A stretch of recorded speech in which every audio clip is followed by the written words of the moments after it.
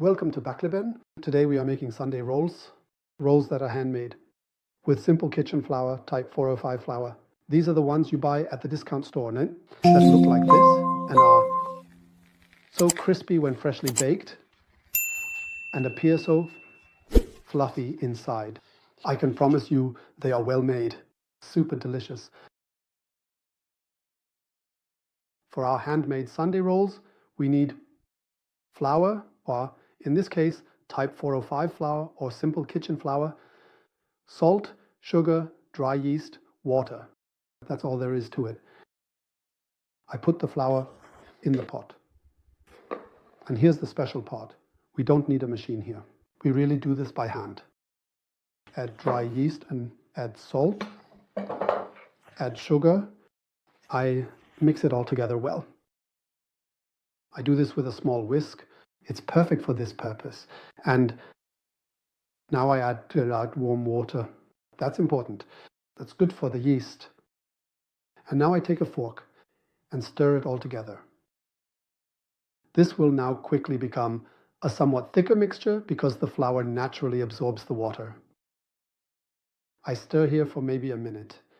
It doesn't need any longer. And if there are still a few lumps or flour pockets left in the dough while stirring, it's not a problem at all, because what we're doing here is nothing more than preparation and a so-called autolysis. This means that the flour and the water swell together and over time combine in this way to form a very nice and good dough. That's all there is to it. First step, I now take this, cover it with a film and place it in a warm room for an hour.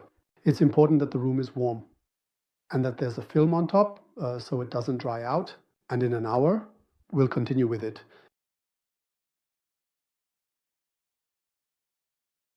The dough has now been covered in a warm room for an hour. I'll open it now. Then you can see how it has developed, and it has developed wonderfully. This is how it looks from the side. I don't know if you can see it through this bowl. And this is how it looks when you look at it from above. And you can see that an infinite number of pores have formed.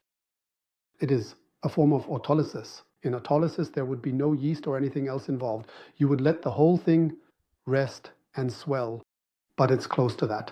The whole process works without kinetic energy, hence handmade. I don't need a machine.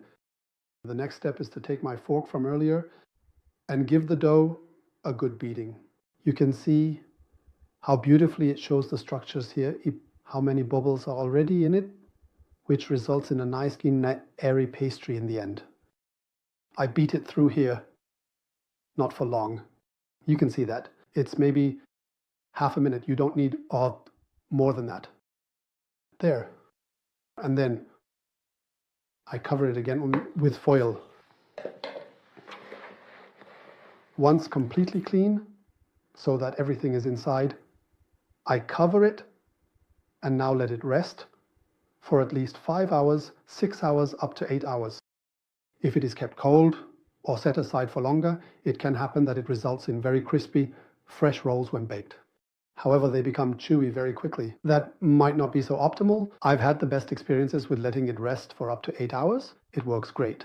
If you imagine making it in the evening, putting it in the fridge, taking it out in the morning, and having fresh rolls, that's a nice idea without much work. And how it is further processed, I'll show you right after this. Of course, I've already prepared a second dough that has been in the fridge for 8 hours. We'll continue working with that right away. So what is special about the further processing? I will put this dough into a regular muffin tin. I have a muffin tin here with 12 muffins or indentations, and I will now distribute the dough into these indentations. I grease them a little beforehand so that it comes out easily. The dough is of course very, very soft, so I can't process it further with my hands. This is how it looks after 8 hours in the refrigerator. And for this, I use a simple soup ladle. This works wonderfully.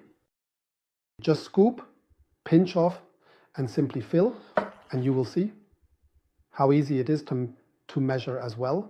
It goes relatively quickly, and it needs to be quick. And even if you don't completely fill a mold, you can always correct it afterwards. You see how easy that is? I make my ladle a bit wet.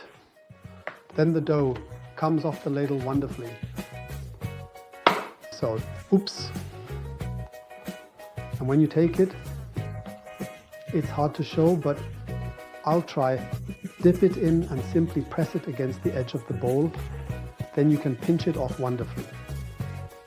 And you get a feel for how much dough you need for one of these muffin mold indentations. The mold is wonderful and is ideal because it perfectly accommodates this amount of flour and the resulting amount of dough.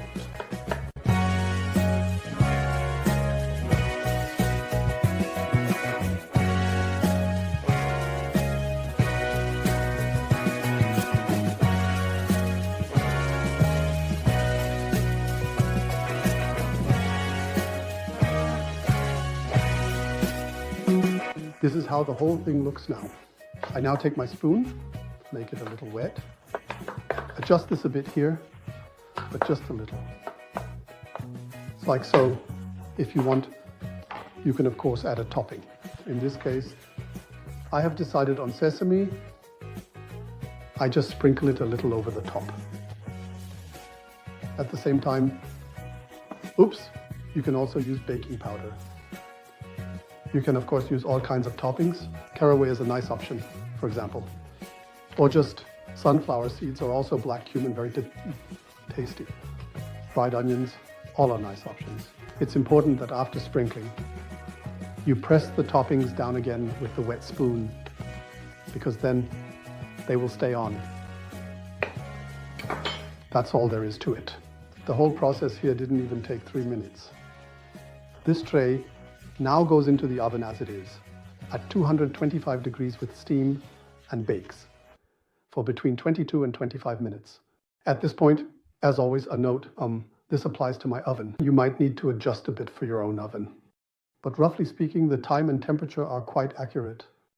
Yes, they're going into the oven now. We'll see what happens shortly.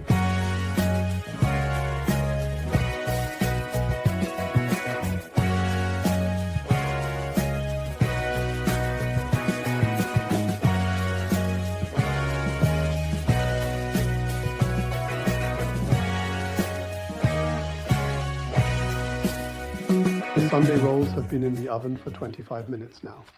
They are still very hot, but have turned out beautifully. Oops, I have to pick them up by hand. It's really hot. You can see how everything comes together, how beautiful the crust is. I'll break one apart so you can hear and see how a roll behaves.